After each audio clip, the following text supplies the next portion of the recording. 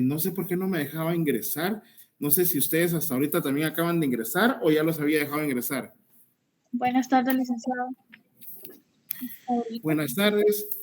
No, que estábamos en espera. Ah, bueno, sí, ya ven. Entonces sí.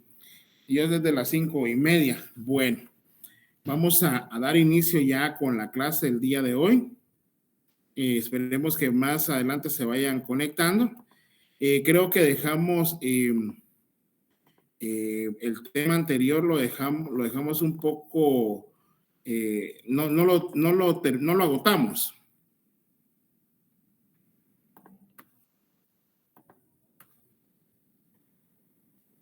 Les envié su documento el otro día con Niurka, no sé si ya lo tienen. Sí, Lick. No, Bueno. licenciado. No, licenciada, las últimas diapositivas no las mandaron. No, me refiero a que les mandé un documento de Word, ahí es donde está el contenido, por ejemplo, incluso lo que vamos a explicar este día de clases. No. Hola, Lick, buenas tardes. Habla Niurka. Si se envió, Hola, pero hola. si gusta, lo puedo reenviar en este momento. Sí lo enviaron. Ah, muy bien. Bueno, por favor, hágame la campaña, Niurka, le agradezco mucho, ¿oyó? Sí, claro, Lick, ahorita lo reenvío. Bueno, entonces continuemos, pues. Habíamos indicado que entre las características de los actos administrativos, pues estaba la unilateralidad.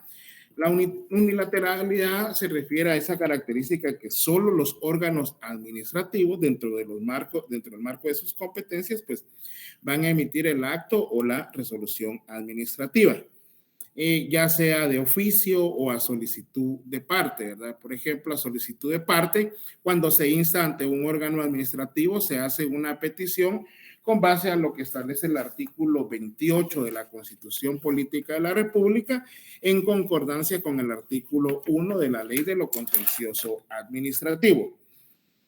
Y de oficio, por ejemplo, cuando a usted le imponen una sanción, por ejemplo, una multa de tránsito, aquellas famosas fotografías que le toman a uno por ir a exceso de velocidad, pues ese es un acto de oficio, ya que no emana de una petición del administrado, sino que emana directamente del propio órgano. Vimos la revocabilidad, hicimos el ejercicio, ¿se acuerdan del ejercicio que hicimos con relación a la inscripción que hizo el Tribunal Supremo Electoral del candidato Manuel Valdizón y que posteriormente pues la revocó, y en donde desde mi punto particular yo consideré que pues se han excedido en sus funciones los magistrados del Tribunal Supremo Electoral, toda vez de que ya la revocatoria no cabía, sino que lo que debía de prevalecer era el curso del procedimiento. Luego, sí se acuerdan, ¿verdad? Sí, licenciado. Muy bien. Luego tenemos esta característica de presunción de legitimidad, legalidad y de juridicidad. Cuando hablamos del término de presunción es porque nosotros vamos a determinar o vamos a considerar que el acto emitido fue emitido por un órgano administrativo. La legitimidad se refiere básicamente a que el órgano que ha emitido el acto o resolución administrativa es el órgano competente.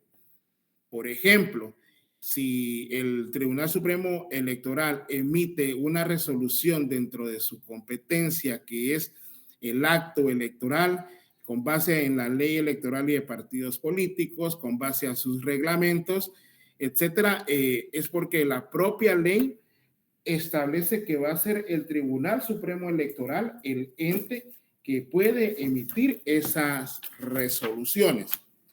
No sé si me doy a entender.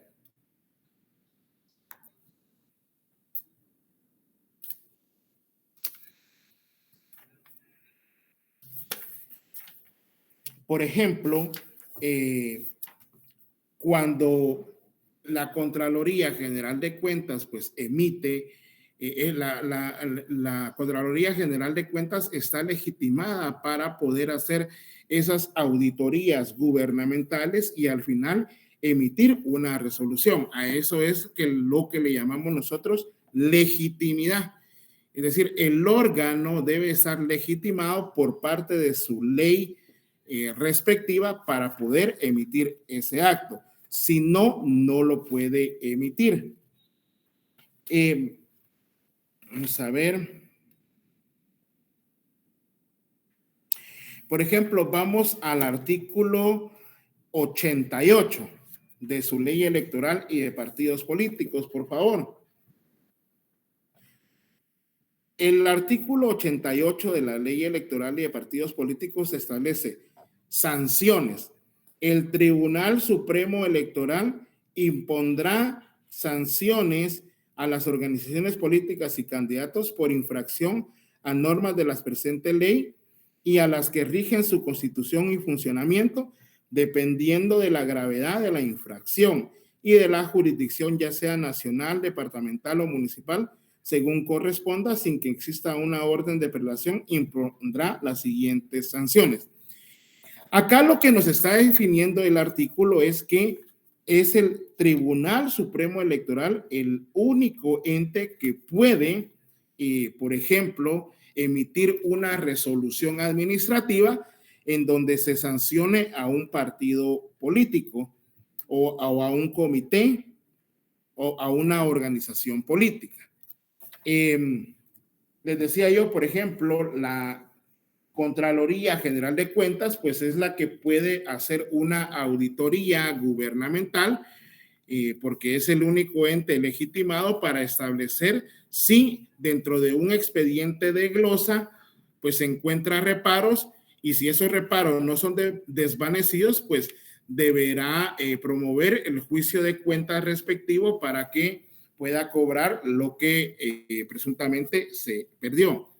También el ente legitimado para ejercer la acción penal es el Ministerio Público. Es decir, toda denuncia, como ustedes ya saben, pues ¿a dónde va a terminar? Al Ministerio Público. ¿Se acuerdan del artículo 310 o 301 de su Código Procesal Penal? Artículo 2, Ley Orgánica de la Contraloría. Así es en algunos casos y para emitir la sanción. Entonces, eso es a lo que nosotros le llamamos legitimidad. Luego, la legalidad, entre otros ejemplos, se refiere básicamente a que, como les decía, lo equiparábamos, ¿se acuerdan? Aquel ejemplo que yo les indiqué de que el organismo judicial, todos los jueces tienen jurisdicción, pero no todos van a tener competencias. Así es también en la administración pública. La competencia, como vimos también dentro de una de las características, es que solo va a ser otorgada o solo puede ser otorgada por la ley.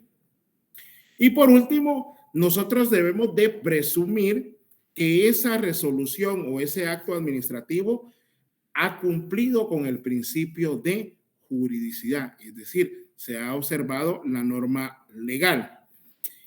Un fundamento de este principio de presunción de legitimidad y legalidad, por favor, si alguien tiene su artículo, su Código Procesal Civil y Mercantil a la mano, que me lo pudiese leer, por favor. Lo tengo, Lick, ¿qué artículo? Gracias, Diego, por su colaboración. 186.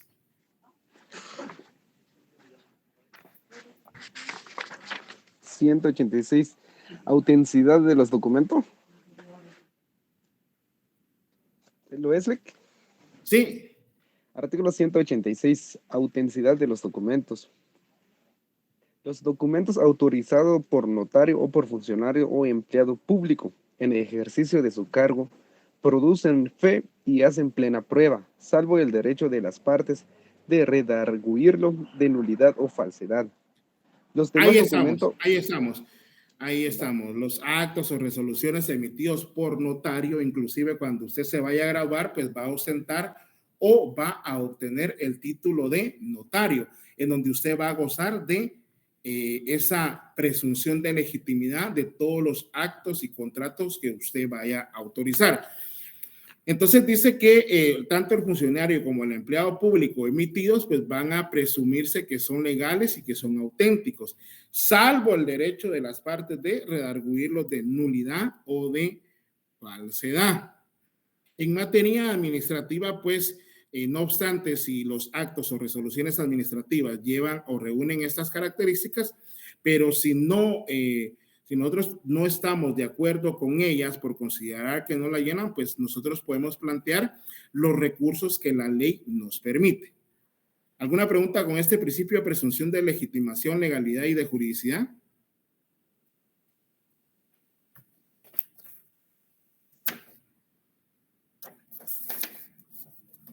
Bueno, visto. No, está bien. Luego tenemos el principio de irretroactividad. Fíjense que es un principio que nosotros podríamos decir, bueno, y este es un principio básico, es un principio universal y es un principio tan sencillo. Sin embargo, por ejemplo, en nuestro medio acá en la República de Guatemala, pues hemos visto cómo es que se ha violentado este principio de irretroactividad, ¿verdad? El principio de irretroactividad es una característica de los actos emanados de los órganos administrativos en donde todas esas resoluciones, esos actos administrativos, pues van a tener su efecto a partir del momento en que sea notificado, es decir, hacia el futuro. No van a tener nada de efecto retroactivo. Porque en primer lugar existe una prohibición que está contenida en nuestra Constitución Política de la República, artículo 15. ¿Alguien me puede leer el artículo 15 de la Constitución Política de la República? Y retroactividad de la ley. La ley no tiene efecto retroactivo salvo en materia penal cuando favorezca al reo. Vaya, miren pues, ¿y qué? ¿Es entendible ese artículo, sí o no?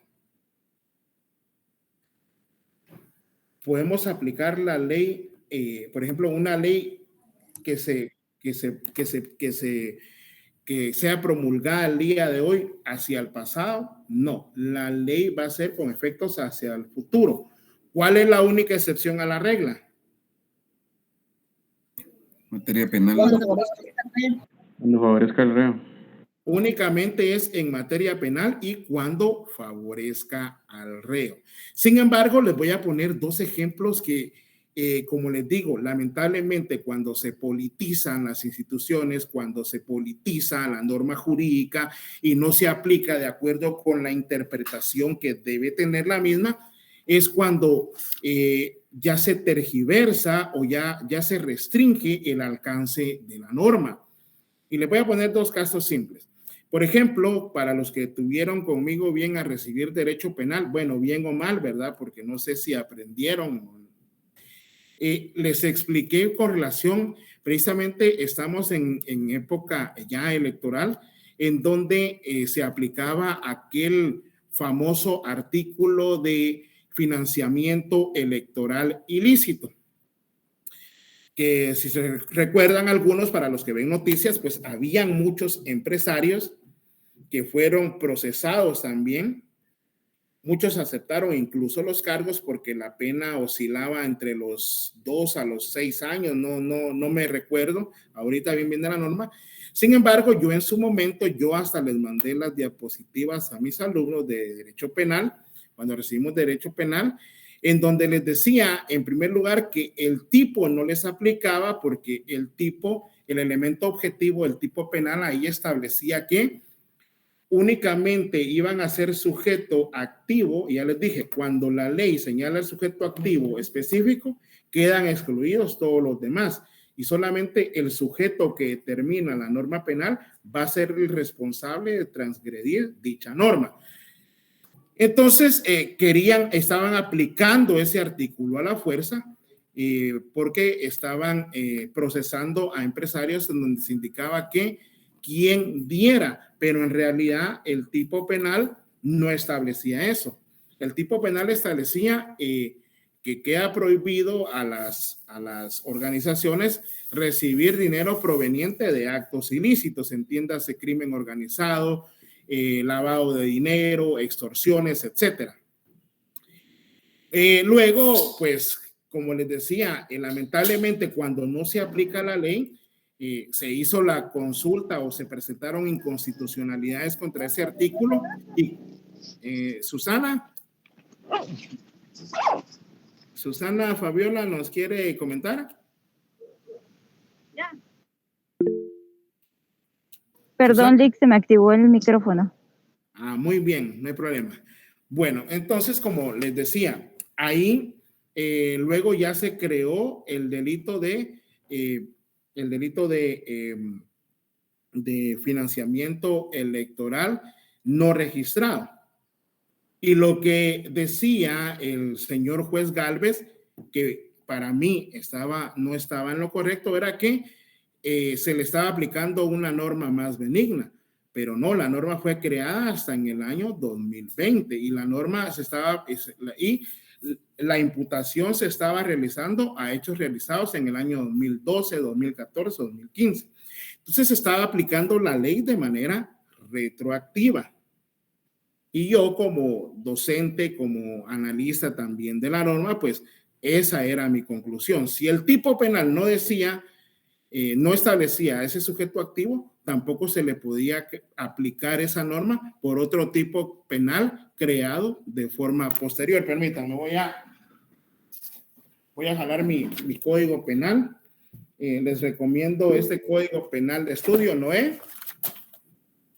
Y licenciado, que también yo creo que la ley dice que no se pueden hacer analogías también. También en concatenación con el principio de exclusión de analogía, un ejemplo que yo doy siempre, ¿verdad? Por si no lo habían escuchado ustedes, y algunos de mis alumnos de Derecho Penal decía, el doctor Estuardo Gálvez lo explicaba de la siguiente manera. En el organismo judicial, en la morgue del organismo judicial, antes cuando llevaban los cadáveres, porque ahí era donde lo llevaban, ahora ya no es ante el Instituto Nacional, ahora ya es ante el Instituto Nacional de Ciencias Forenses. Los médicos que estaban ahí cuando hacían la necropsia respectiva, pues al siguiente día cuando llegaban, veían los cadáveres de las mujeres con secreciones, con fluidos de hombre, ¿verdad? Semen, entiéndase, semen. Sin embargo, ellos decían, ¿por qué? Si nosotros ya revisamos el cuerpo, ¿y por qué está así? Y a ellos pues les surgía esa duda. Al final, lograron determinar, instalar una cámara de vigilancia y ahí se dieron cuenta que la persona que hacía la limpieza pues tenía relaciones sexuales con los cadáveres, específicamente con los de sexo femenino. Entonces, sin embargo, en ese tiempo, en ese momento, esa conducta no estaba regulada. Y como decía el doctor Estuardo Gálvez, una conducta, por muy baja, por muy inmoral que sea, si no está regulada en la ley, los jueces no tienen la facultad para, como dijo nuestro compañero Eduardo, crear figuras analíticas. Y esto fue lo que hicieron, ¿verdad? ¿Cuál es la de penal, no ven? Las de penal. No, pues a mí, miren chicos, a mí me gusta compartir el conocimiento, por eso es de que yo estoy acá con ustedes, ¿verdad?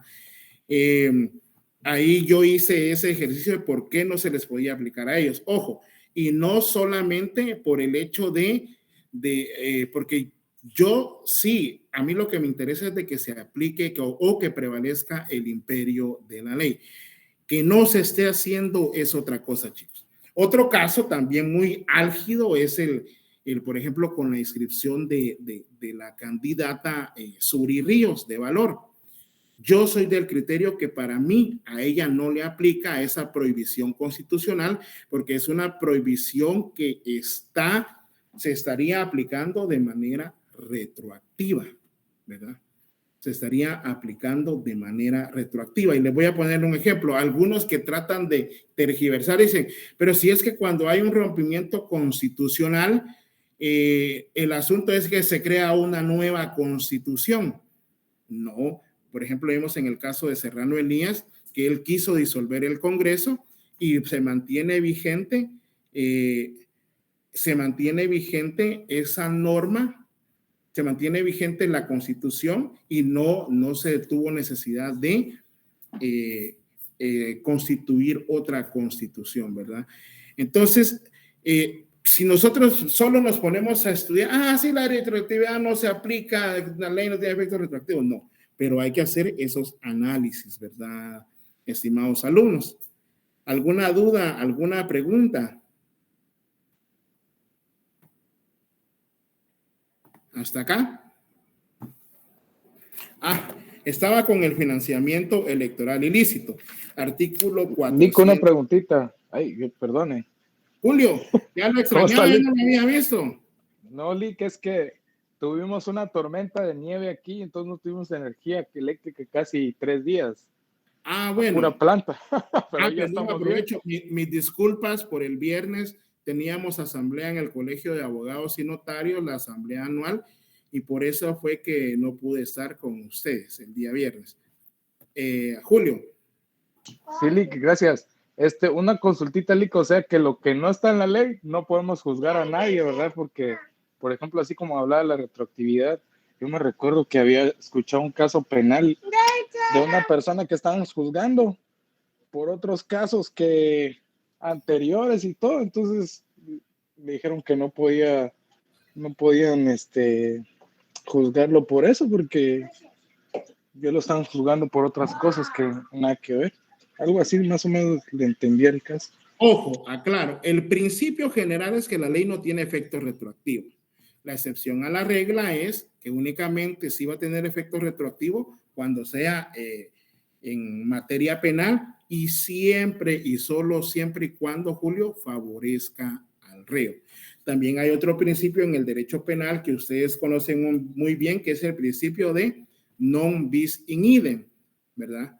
Ese principio establece que nadie podrá ser juzgado 2 veces por el mismo hecho. ¿Por qué, chicos? Porque, por ejemplo, estamos haciendo la analogía entre el derecho penal con el derecho administrativo y estableciendo sus diferencias, porque la ley tiene 3 funciones: una función de garantía, una función modeladora y la otra función se me fue ahorita, función selectiva en derecho penal. Función de garantía porque solo los delitos que establecen nuestro Código Penal y leyes penales especiales van a ser por los cuales puede ser perseguido una persona. Nosotros vamos a tener esa garantía que a un juzgador, pues el día de mañana no se le va a ocurrir crear otros tipos, ¿verdad? Sin embargo, sí lo hacen. Una función selectiva. Esos tipos penales, esas conductas antijurídicas que perjudican el bienestar y perturban la paz social, pues deben de ser regulados, ¿sí? Y una función modeladora porque al establecer un tipo penal y cuáles son las consecuencias jurídicas, es decir, la pena que se me va a imponer, yo me abstengo de actuar. Pero ya para concluir, porque sí, es que miren, a mí me encanta hablar mucho, chicos, de veras, y me encanta que participen.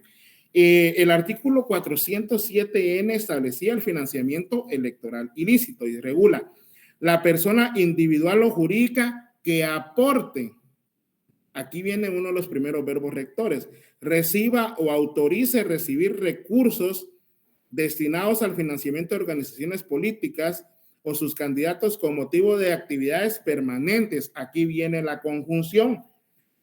Actividades permanentes de campañas y eventos electorales a sabiendas que dichos aportes o recursos provienen del crimen organizado, lavado de dinero o cualquier otra actividad como delito por el Código Penal y demás leyes conexas, será sancionado con prisión de 4 a 12 años. Pero aquí el tipo establece que yo debo de saber que ese dinero que van a aportar o que van a recibir proviene de actividades ilícitas. Sin embargo, el problema lo tenía el párrafo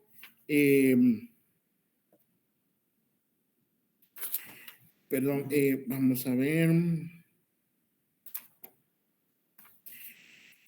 La sanción se incrementará en 2/3 partes cuando el delito sea cometido por quien ejerza empleo o cargo público o cargo de elección popular. Además de la pena impuesta, se le inhabilitará para optar o cargos públicos. Pero acá el verbo rector jamás indica quien reciba de actividades ilícitas. Entonces la fiscalía en su momento lo que hacía era de que el dinero sí era lícito, ¿verdad? Pero el tipo penal nos establecía que proveniera a sabiendas de que proviene de actividades ilícitas.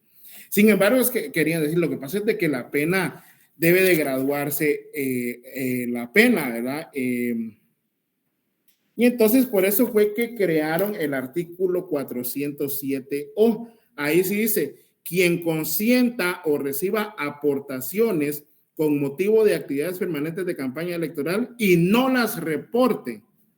Aquí sí ya regularon el partido político, toda aportación que reciba debe de declararla ante el Tribunal Supremo Electoral. De hecho, ahorita los partidos políticos van a tener un techo presupuestario de 35 millones aproximadamente, y no la reporte a la organización política para su registro contable, será sancionado con prisión de 1 a 5 años.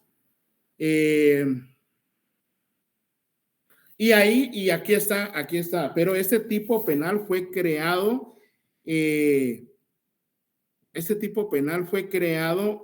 por el artículo 2 del decreto 23/2018. Entonces, ¿qué era lo que decía el señor juez Gálvez? Ay, es que lo estamos favoreciendo porque le estamos aplicando un tipo penal que tiene una pena más benigna. No, la ley establece que jamás se va a poder aplicar, la ley no tiene efectos retroactivos. Y si la ley no señalaba esa conducta con una sanción penal de prisión, mucho menos ya una norma ya después se le va a poder aplicar, ¿verdad? ¿Verdad, chicos? Eso es lo que les quería yo dejar, que como les digo yo a ustedes siempre, las situaciones muchas veces solo repetimos, pero no entendemos el por qué.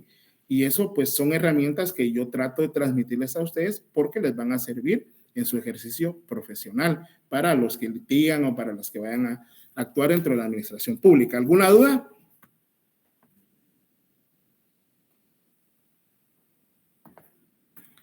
Bueno, y por último, la característica de ejecutoriedad, ¿verdad? Esa es una característica que consiste en que los actos o resoluciones administrativas, pues, como ya habíamos visto, van a producir efectos jurídicos.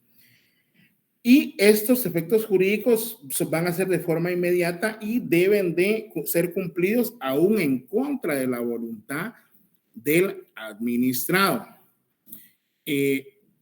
Por ejemplo, si usted ante la Superintendencia de Administración Tributaria emite una resolución donde le está haciendo un ajuste porque sus declaraciones no las hizo de forma correcta, pues ahí empieza todo el viacrucis, ¿verdad? Todo el procedimiento administrativo, pues esa resolución de la Superintendencia de Administración Tributaria es susceptible de un recurso, ya sea de revocatoria o de reposición.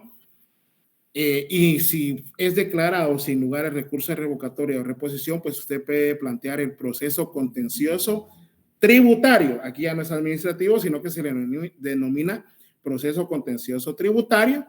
Incluso puede ir al amparo, pero si en ninguna de esas resoluciones le es favorable, es decir, no puede controvertir dicha resolución, pues la Superintendencia de Administración Tributaria le puede hacer a usted el cobro por la vía ejecutiva, por la vía económico-coactiva. Entonces, ahí es donde las resoluciones, pues, son susceptibles de ejecutoriedad, es decir, que se cumplan de manera incluso en contra de la voluntad de los administrados, ¿verdad?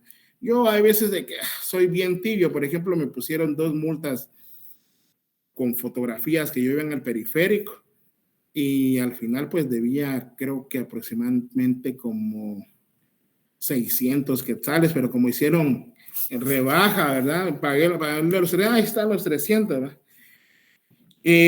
Porque, por ejemplo, cuando usted lo detienen y si usted no ha sido notificado de que tiene una multa de esas, no le pueden pues, retener su vehículo, que también son actos ilegales que realizan las empresas municipales de tránsito. ¿Alguna duda?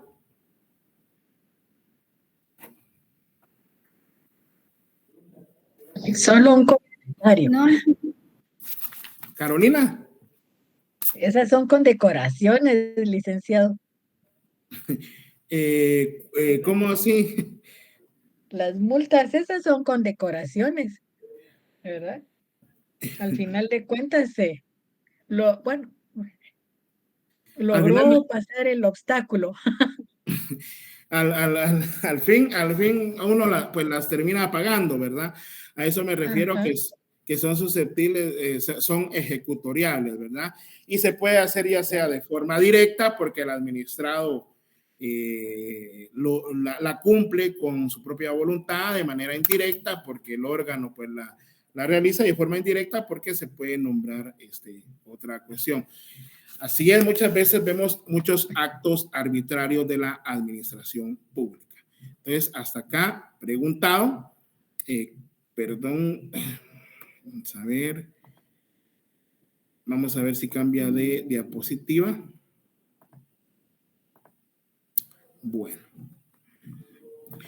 Otra cosa que les quería ir explicando a ustedes es que, por ejemplo, que sepan la diferencia entre una resolución judicial y una resolución administrativa.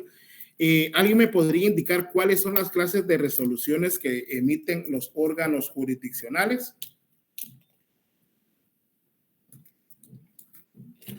Es decir, buenas tardes, licenciado. Josué. Emiten autos, decretos y sentencias. Decretos, autos y sentencias, ¿verdad? Artículo 41 de la ley del organismo judicial. ¿Usted entiende lo que es un decreto, Josué? Honestamente, licenciado, no, hasta el día de hoy no logro entender todavía la diferencia entre decreto y auto.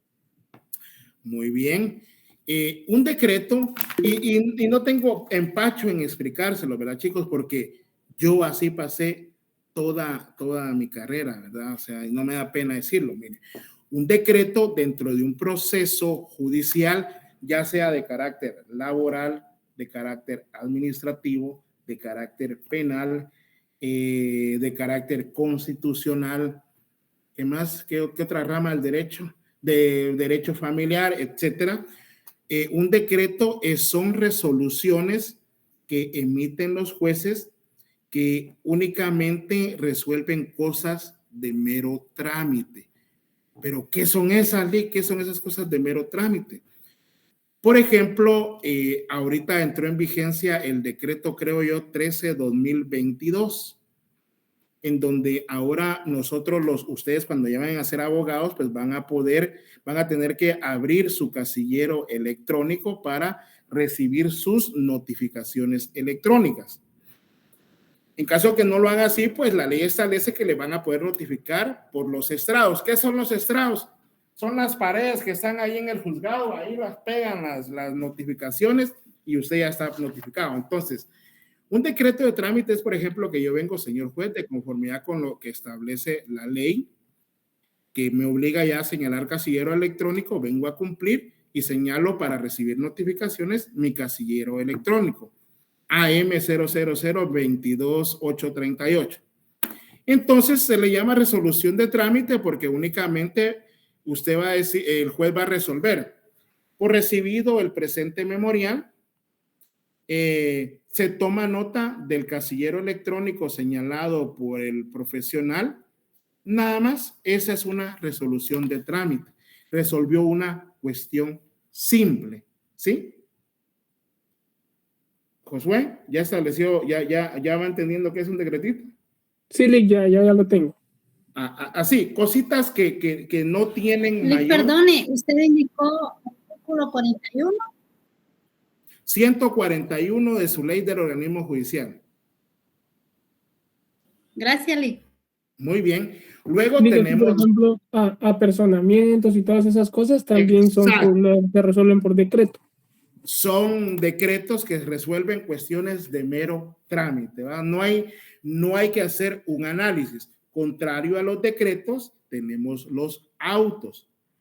Los autos van a resolver cuestiones que van a llevar a un análisis, a un razonamiento intelectivo al juez, pero no va a resolver el fondo del asunto, salvo excepciones. Salvo algunos casos de excepción, ¿verdad? Por ejemplo, ustedes ya están viendo procesal civil, ¿verdad? Ya están viendo procesal civil. Sí, ¿Ya entraron a alguna fase del proceso civil del juicio ordinario? Ya les explicaron qué son las excepciones. En eso estamos, Lic. Bueno, las excepciones, como se los van a explicar a ustedes, son mecanismos de defensa con los que cuenta el demandado para depurar la demanda, ¿sí? Es decir, cuando me notifican a mí una demanda, por ejemplo, en civil, lo que yo tengo que hacer es verificar lo que yo hago cuando me traen a mí la demanda, también en la vía administrativa, así es, hay excepciones en la vía contencioso administrativa, pero ya vamos a llegar al punto. Entonces vengo yo y, por ejemplo, miro que cometieron algunos errores, la demanda no es congruente y entonces yo presento una excepción que se llama excepción de demanda defectuosa. Esta excepción se va a resolver dentro del procedimiento de los incidentes. El proceso tiene una línea, imaginemos una línea horizontal donde inicia y finaliza. Sin embargo, yo por aquí es donde presento las excepciones y esas excepciones se van a tramitar y resolver en un mini procesito que se llama incidente. En el incidente, pues le van a dar trámite, me emite el juez una resolución de mero trámite, se tiene por presentado el memorial, por interpuesta la excepción de demanda defectuosa, lo demás solicitado presente para su oportunidad, se da audiencia a la otra parte por el plazo de 2 días. La parte evacúa la audiencia, no señor juez, la demanda es congruente. Y por ejemplo, al final ya el juez va a emitir una resolución en donde va a hacer un análisis considerativo y por ejemplo va a decir, mire, la Corte de Constitucionalidad, por ejemplo, podría hacer este análisis. En reiteradas ocasiones ha indicado que los errores mecanográficos u ortográficos no afectan el contenido de la demanda, toda vez de que al apersonarse acá se establece esa relación jurídico-procesal en donde, pues, si efectivamente fue un error el que se cometió mecanográfico, esto no puede utilizarse en perjuicio de la parte actora porque violaría también su derecho de defensa. Y entonces, al final, emite su parte resolutiva en donde dice, por lo tanto, luego de las consideraciones legales, es algo así como un dictamen, entonces, pero es una resolución judicial. Ya el juez dice, se declara sin lugar la excepción previa de demanda defectuosa, se condena en costas a la parte incidentante, notifíquese. Ahí se resolvió una cuestión que no es de mero trámite. ¿Se da cuenta, José Ricardo? Porque ya hay un análisis intelectivo, ya hay un razonamiento y al final va a resolver esa petición precisa. Josué, no sé si ya le quedó claro. Todavía no logro, no sé cómo explicarle lo del auto, no lo logro todavía comprender al 100%, porque le entiendo que el decreto pues son cosas de mero trámite, el decreto ya me quedó claro, pues por ejemplo son los apersonamientos, ¿cuál es el otro que me dijo? Sí, es una cuestión simple, así. Sí, sencillas, que no llevan mayor. Pero en el auto, así como le digo, va a resolver una cuestión compleja, pero ahí no ha resuelto el proceso, ¿sí? El juez va a hacer un razonamiento, porque si se da cuenta, en un decreto, se toma nota nada más del nuevo casillero. En cambio, en el auto, los jueces van a resolver una cuestión compleja, pero no termina con el proceso y va a emitir un razonamiento. Es decir, tiene que motivar y fundamentar esa resolución, pero no termina con el proceso. Salvo excepciones, ¿verdad? Salvo excepciones. Sí, y por último tenemos la sentencia, que es así, la sentencia pues termina, el juez va a decidir sobre la cuestión planteada. ¿Sí? Y esas son las diferencias entre un decreto, un auto y una sentencia. Para el próximo día de clases le voy a decir a mi procurador que no sé, que me escanee un decreto, un auto, una sentencia, ¿sí? Lo quería tener para hoy, chicos, pero la verdad que sí se me ha dificultado un poco. Y contrario a la... Gracias. Muy bien, muy bien. Y contrario, y lo que emiten los órganos administrativos, nos vamos al artículo, vamos a ver. Alguien que me ayude. Ah, sí. Artículo 4 de la Ley de lo Contencioso Administrativo. Las resoluciones administrativas, ¿alguien me lo puede leer, por favor? Me gusta, Lic. Gracias, Diego. Artículo 4. Clases. Las resoluciones serán providencias de trámite y resoluciones de fondo. Estas últimas serán razonadas, atenderán el fondo del asunto y serán redactadas con claridad y precisión. Muy bien. Entonces, ahora ya tenemos que las resoluciones administrativas que van a emitir o que emiten los órganos administrativos son providencia de trámite, ¿verdad? Así como le equiparé a un decreto, Josué, y resoluciones de fondo. Aquí entiéndase auto. Quiere decir que cuando estamos en materia administrativa, los órganos administrativos no van a emitir sentencia, ¿sí? Sino que es un auto que se le denomina resolución de fondo. Los órganos administrativos únicamente van a emitir resoluciones de fondo para resolver cualquier trámite que se plantee ante los órganos de la administración pública. ¿Quedó claro?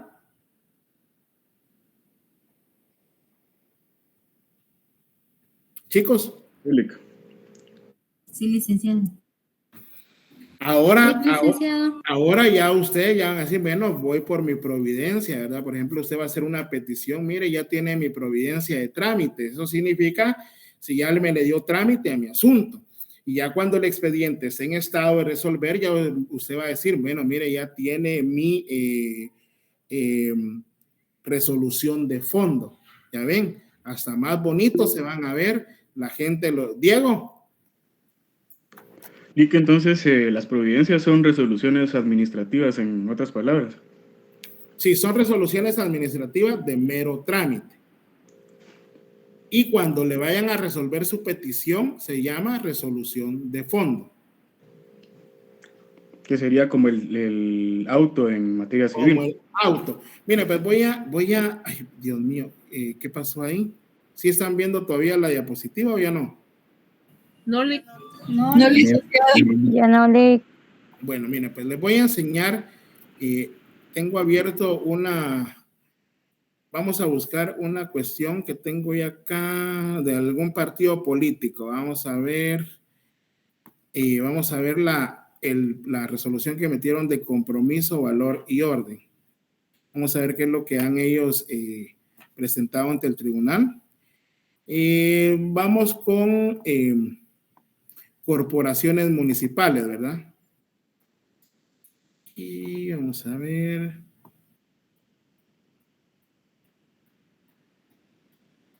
Ahí está.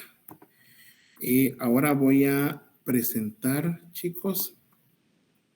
Esta es una resolución de fondo que está emitiendo el órgano administrativo, que es el Registro de Ciudadanos del Tribunal Supremo Electoral. Vamos a dejar de presentar acá. Y ahora vamos a tratar de presentar una pestaña. Y no sé si la ven. No, Lick. No, Lick. No, Lick. No, licenciada. Vamos a ver. Pero sí me parece que se está presentando. Aparece que está presentando Lick, pero fíjese que solo está una imagen del perfil. Bueno, vamos a ver. Permítanme, chicos, permítanme.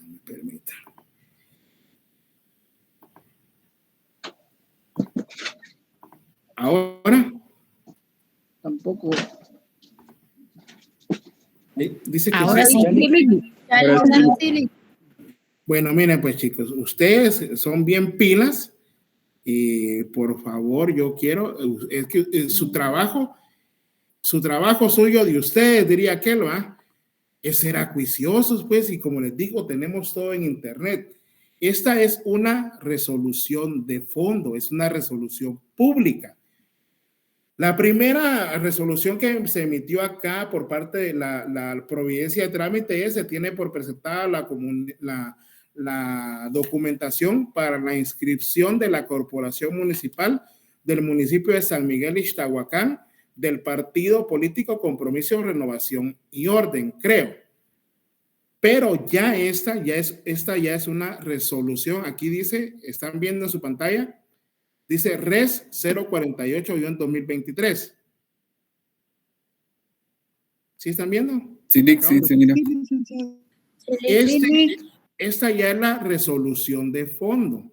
¿Por qué? Porque el registro, en este caso el registro de ciudadanos, está haciendo un análisis intelectivo a efecto de analizar si procede la inscripción de la corporación municipal que va a correr o va a optar al cargo de alcaldes, síndicos, concejales, secretarios del municipio de San Miguel Ixtahuacán.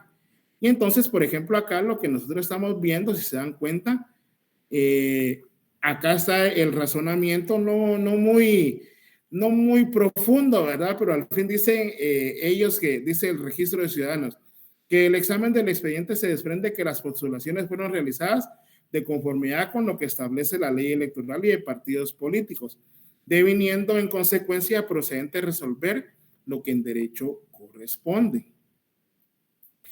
Y entonces acá es donde ya está la parte resolutiva. Cuando ustedes vean siempre esta palabra, por tanto, es lo que se denomina una parte resolutiva, en este caso una resolución de fondo que se equipara a un auto en materia judicial.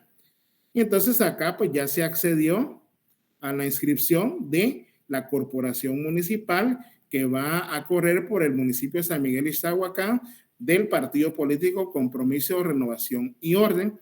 Y ahí está la firma del delegado departamental del registro de ciudadanos. ¿Sí? Y aquí está la respectiva notificación, porque lo que yo les había dicho a ustedes era lo siguiente, ¿verdad? Las resoluciones van a surtir efectos a partir del momento de su notificación. Quiere decir esto que después de haberse notificado, ¿qué recurso cabe contra la resolución que emite el registrador del proceso de ciudadanos? Recurso de nulidad, que ese ya lo va a resolver, lo resolvería el Tribunal Supremo Electoral si en dado caso alguien impugnara esa resolución. No sé si ahorita ya establecieron. Lo que quiero yo dejarles a ustedes es de que los órganos administrativos únicamente van a emitir resoluciones de fondo, ¿sí? ¿Sí? Entendido. Los órganos administrativos jamás van a dictar una sentencia, ¿oyeron? Muy bien. Distinto es cuando ya vamos en el proceso contencioso, ya sea administrativo o ya sea tributario, porque ahí sí ya conoce el organismo judicial, ¿sí? El organismo judicial es un órgano de la administración de justicia, ¿verdad? Dentro de los tres órganos que su competencia va a ser, conforme lo establece el artículo 203 de la Constitución Política de la República, juzgar y promover la ejecución de lo juzgado. ¿Quedamos claros con el punto? Claro, Lic. Entonces, en su ley de lo contencioso administrativo, en su artículo 4 ponen ahí, ¿verdad? Resoluciones administrativas. Y hasta le pueden poner distintas a las judiciales, que estas están en el 141 de la ley del organismo judicial. ¿Capish?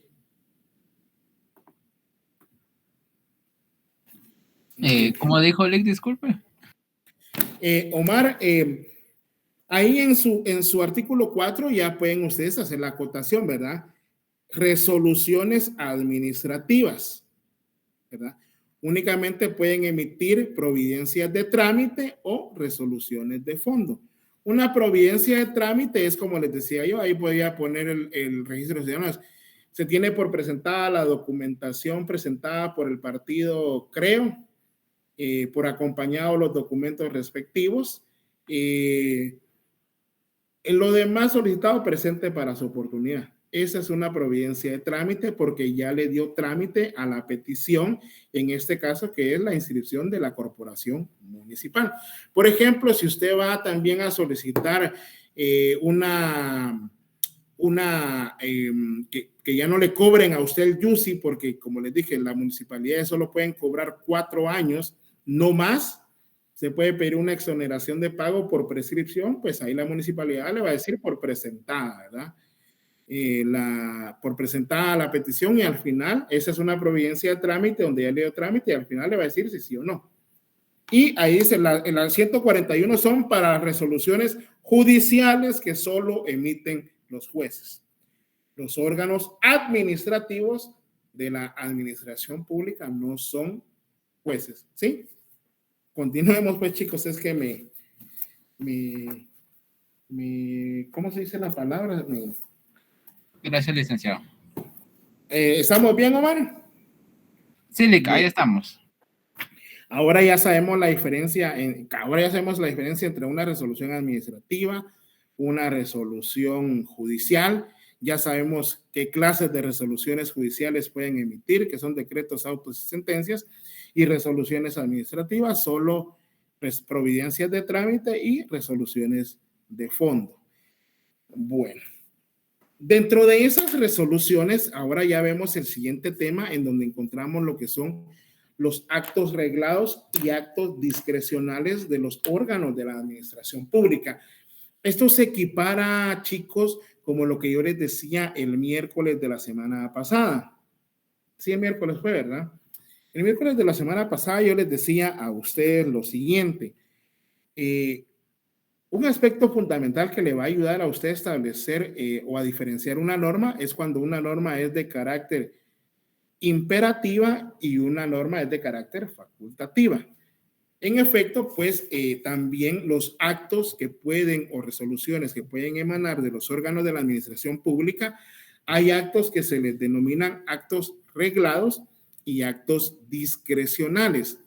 El acto reglado es aquel acto que la ley establece de forma imperativa debe cumplir el órgano administrativo al momento de emitir una resolución, ¿verdad? Esa propia norma va a establecer la forma, el procedimiento y cómo es que se debe de emitir el acto o resolución administrativa. También los requisitos que se le debe dar en caso la misma sea negativa. Es decir, la norma no le establece o no le da un parámetro o un margen de poder decidir al órgano administrativo, sino que va a emitir su resolución tal y como lo establece la ley. Distintos a los actos administrativos, pues tenemos los actos discrecionales, ¿verdad? Entonces, estos actos discrecionales, la ley le permite al órgano administrativo, al funcionario, empleado público, un margen de maniobrabilidad, es decir, para que pueda resolver. El ejemplo que yo les ponía la otra vez era lo concerniente a Por ejemplo, la exoneración de multas, que a veces las municipalidades pueden hacerlo, es un acto discrecional y ellos tienen el poder de decisión de decir sí o no. Lo que no pueden hacer las municipalidades es, por ejemplo, exonerar de los impuestos, porque el único ente que puede exonerar de impuestos es el Congreso de la República por medio de un decreto del propio Congreso. Pero para analizar actos arreglados y actos discrecionales, vámonos por favor al artículo 183 de la Constitución Política de la República y vamos a ir analizando la norma en donde vamos a establecer, por ejemplo, el artículo 1, el inciso A, que establece funciones del presidente de la República. Son funciones del presidente de la República cumplir y hacer cumplir la Constitución.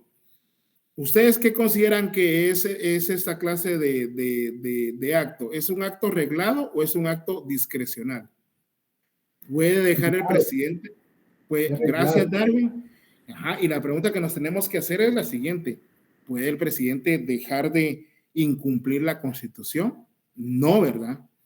Esto lo concatenamos para una mejor ilustración con ustedes, para decir, ¿qué pasaría si al presidente Alejandro Yamatei se le ocurría prolongarse en sus funciones, es decir, no entregase el cargo el 14 de enero del año 2023?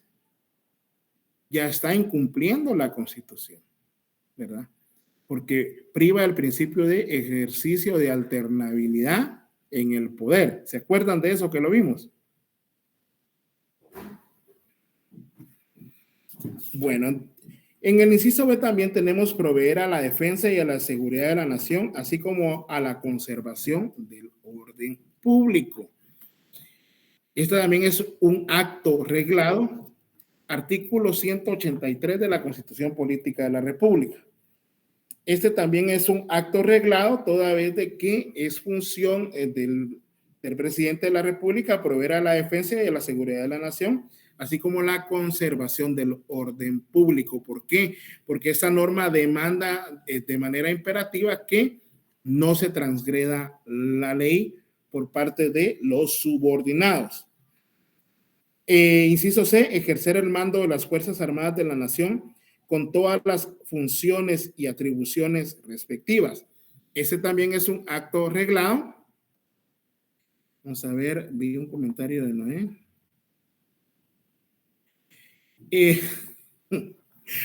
Mire, usted me puso difícil, pero me gusta esa pregunta, fíjese. Fíjense, chicos, que por eso les decía ya a ustedes, lastimosamente, cuando no se respetan las instituciones, ya no estamos en un estado de derecho. Para los que no lo saben, pues las cortes, los magistrados de las salas de apelaciones y los magistrados de la Corte Suprema de Justicia son electos para un periodo de 5 años. El problema es de que el poder facto lo ostentaba otro grupo.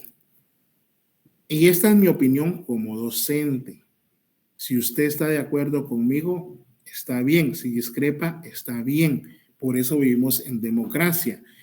Pero la Corte de Constitucionalidad en ese momento se excedió en el ejercicio de sus facultades al suspender el acto de elección de los magistrados, ¿verdad?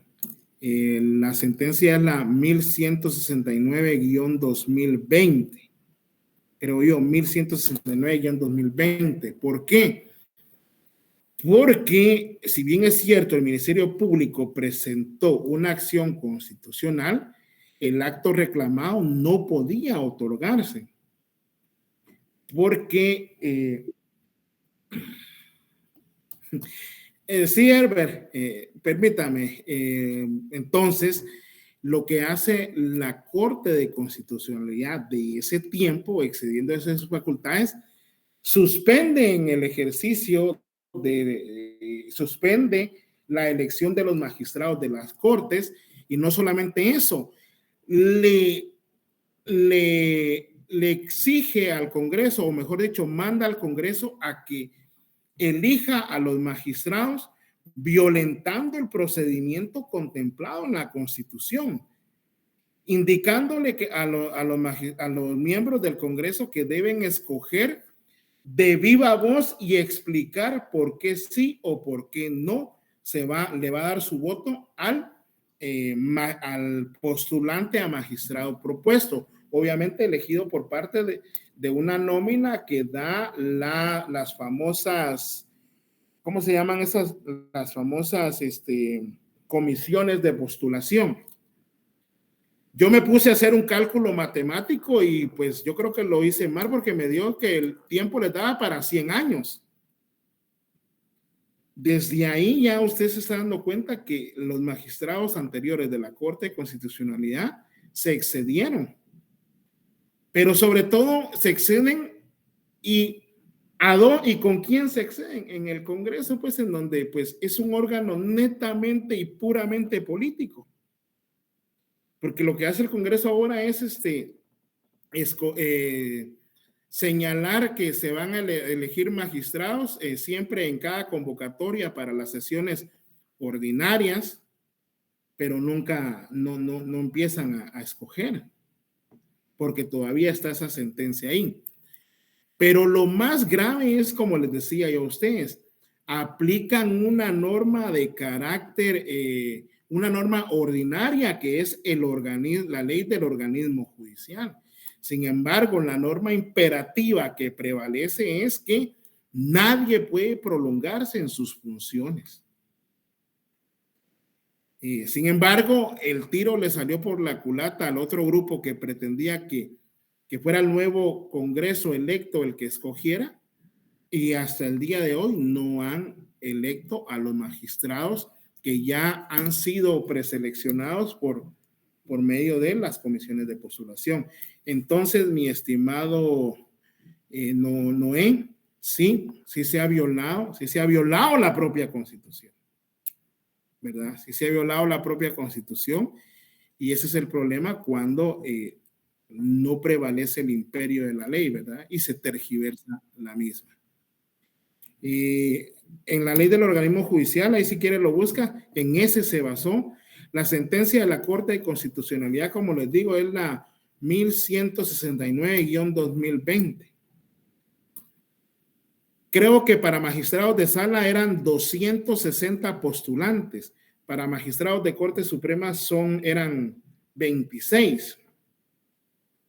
Son 160 diputados al Congreso de la República.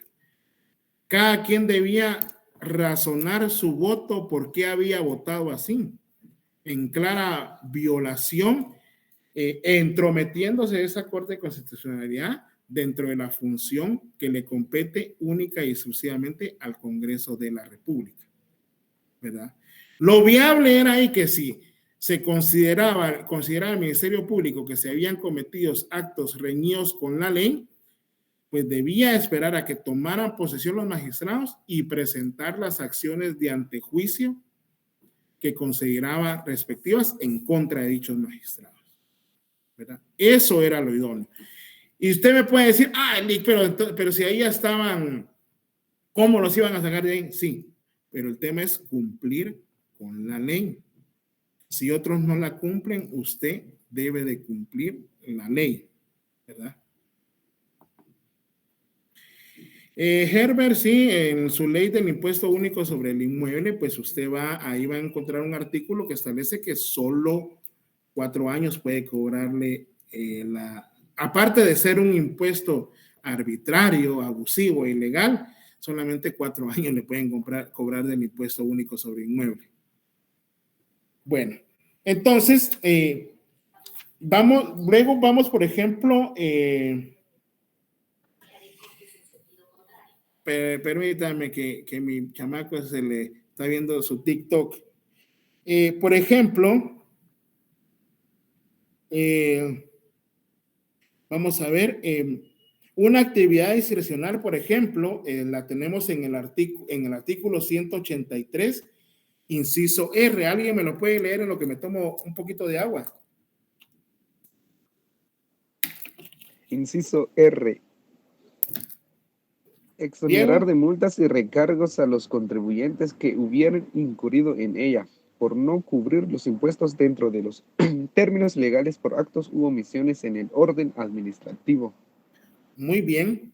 Estas son las famosas exoneraciones que, bueno, se otorgaron en el gobierno de Otto Pérez Molina, en el gobierno de... por ejemplo, cuando ustedes ya vayan a ver el Derecho Notarial 3, les van a enseñar, el tema va a ser ahí, asuntos de jurisdicción voluntaria.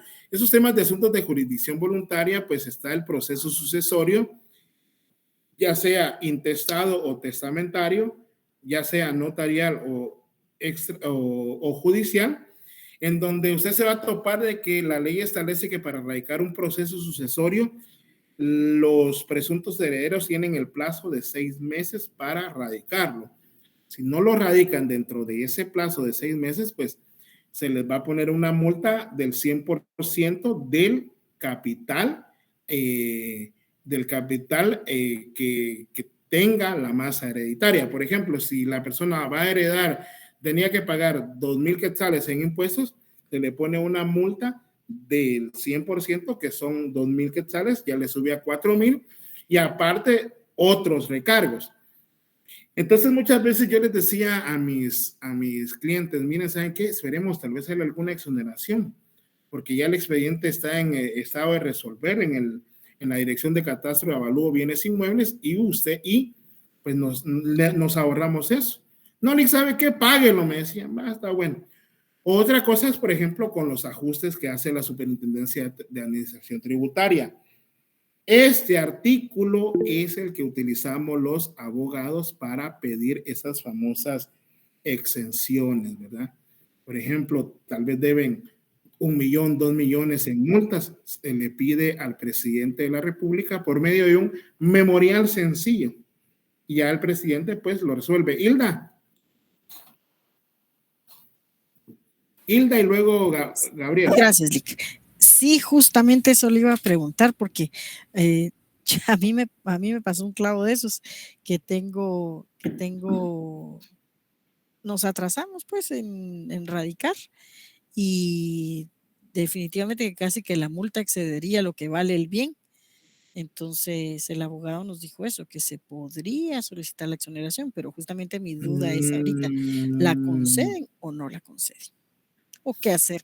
Porque por parte, no le creo que la multa exceda el bien, porque se pagan por porcentaje. Si usted es hija directa, es el 1% sobre la masa hereditaria, pero bueno, sí, en algunos casos sí la conceden, en algunos casos no. Lo que pasa es de que lo que se hace es que se le atrasa su proceso sucesorio, ¿verdad? Y hay que, cuando nos notifica el DICABI, hay que ingresar al memorial para suspender eso, porque si no, hay otra multa también que emite, creo que la Contraloría. Pero hay que probar, ¿verdad? Si no, es mejor que no le notifiquen y a ver si el presidente Yamatei saca una exoneración. Yo nunca he escuchado el Congreso. En los últimos años no han habido exoneraciones. Creo que la última que hubo fue en el 2014. Bueno, pues entonces pueden ustedes ir al Congreso a solicitarles a sus representantes que promuevan una exoneración, ¿verdad? Ahorita que están en tiempo electoral, están muy colaboradores con el pueblo. Juan Gabriel. Buenas noches, Lick. ¿Qué tal está? Bien, bien, gracias. Con relación a la literal R del artículo 183 constitucional, es una facultad del presidente exonerar multas y recargos en materia tributaria. Sí. Pero digamos, en este caso, siempre lo consideramos nosotros por los procedimientos administrativos relacionados a la Superintendencia de Administración Tributaria. Pero ¿qué pasa con el impuesto único sobre inmueble que es administrado por la municipalidad? ¿También tiene facultad el presidente para exonerar recargos y multas ahí? Muy buena pregunta usted. Lo que yo veo, los que lo hacen son las propias autoridades de las propias municipalidades, ¿verdad usted? Pero no creo que por autonomía solamente es una competencia a las municipalidades. Habría que leer el código municipal para estar seguros. Sin embargo, ahora, Juan Gabriel, cuando necesitan fichitas, ¿verdad? Usted, por ejemplo, meses de diciembre, bono 14, aprovecha tu bono 14, te estamos exonerando de multas, ¿verdad? Ven a pagar tu impuesto único sobre inmueble. Entonces ahora ya son un poco más flexibles en ese sentido las municipalidades que exoneran de esas multas. Ojo, no del impuesto, de la multa o de alguna sanción. Por ejemplo, si SAT a usted le hace un ajuste de que dice que usted debe 1 millón de impuestos, pero aparte por no haberlos enterados en tiempo, les imponen las multas y otros recargos, eso es lo único que se va a poder exonerar. ¿Sí? El pago del impuesto, eso sí no se lo puede quitar a menos de que el Congreso emita una amnistía. Sí, claro. La pregunta la hacía porque, como usted bien decía hace un momento, pues el IUCI es un impuesto injusto, ¿verdad? Por varias razones. Inconstitucional lo consideraría yo, ¿verdad? Porque va en detrimento de la propiedad privada también, porque recae sobre el bien inmueble. Y deje eso, cuando nos cobran esas famosas contribución por mejora, ¿va usted? Claro, y al final de cuentas le cobrando cobran. por contribución por mejoras. Ahí está, pues, o sea, nos están cobrando eso. Vaya. Y las otras famosas por el alumbrado público, ¿va usted? Claro. Que vaya que gracias a Dios nosotros en nuestra factura ahí dice alumbrado público, pero sí recibimos nosotros ese servicio, pero en algunos municipios se les cobra a los mismos, a los caserillos, a los cantones y no lo reciben. Pero es que se trata que por el propio cobro de ese alumbrado público, pues van a ir desarrollando poco a poco. Esa es la temática, ¿verdad? Claro, y el otro sentido era de que la SAT teóricamente es el que tiene que tener el monopolio sobre la recaudación de los impuestos, ¿verdad? Y sin embargo hay una excepción con relación al IUCI que lo cobran las municipalidades. Vaya, y deje eso. Ellos, por esa característica de ejecutoriedad que vimos, hay veces que contratan bufetes de abogados para amedrentar a las personas, ¿verdad? Entonces tratan de cobrarles, por ejemplo, la persona debe unos 10, 12 años, le quieren cobrar todo. Mire, ya vamos a iniciar un juicio en contra de usted, pero en realidad la norma establece que solo son 4 años vencidos los que le puede cobrar la municipalidad, cualquiera. Pero como eso va también amarrado con el principio que las municipalidades son entes autónomos, emiten sus propios reglamentos, son mini gobiernos en donde muchas veces se abusa del poder, ¿verdad, Juan Gabriel? Pero bueno, chicos, ya no los aburro más. Les agradezco mucho por el número de compañeros que están. Los otros 100 son los que se quejan después. Y el examen, pues ya vayan preparándose ya para el examen, por favor. Y vayan poniéndose pilas, ¿ok? Hoy ya les di ya varios chivitos que ustedes van aprendiendo, ¿verdad? Y que les van a servir. Gracias, Lick. Muchas gracias, Lick. Como decimos, usted es un máster. Gracias, Lick. Feliz noche. Gracias, mi amor. De veras que, miren, estaba cansado hoy, no